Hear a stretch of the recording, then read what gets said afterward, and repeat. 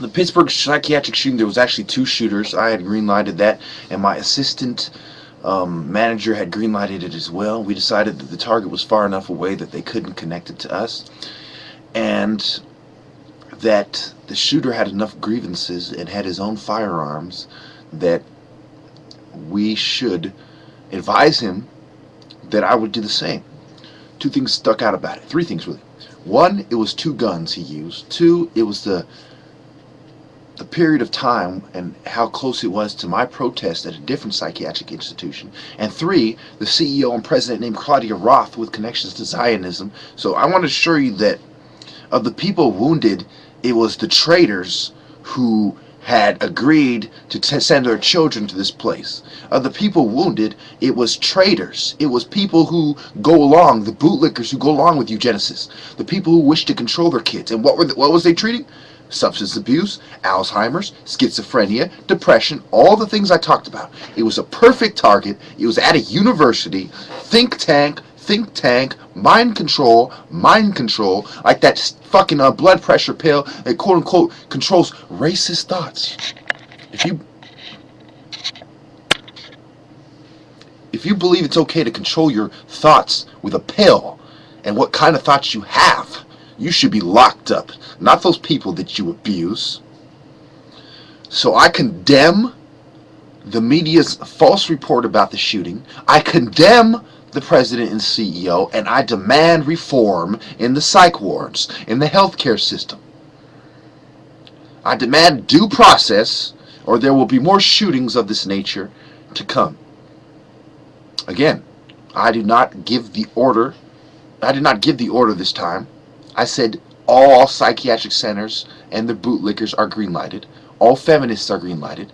And I have been informed that more attacks are going to take place on white people and feminists and certain Muslim groups because of the injustice and the unfair media coverage.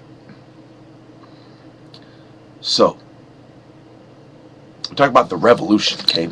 We talk about the revolution. Excuse me. What is the revolution about? Who are the heroes?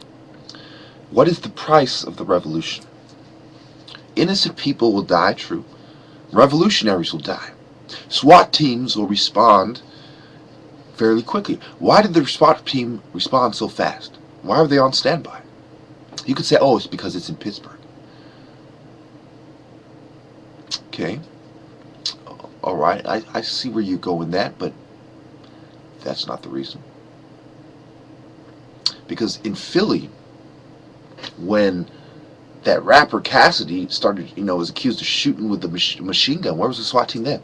In Oakland, when you have all these murders, where was the SWAT team then? In Fairfield, when you have the double homicide, in these known hot crime zones, where was the SWAT team? But this SWAT team responded quite quickly because they knew what was about to happen.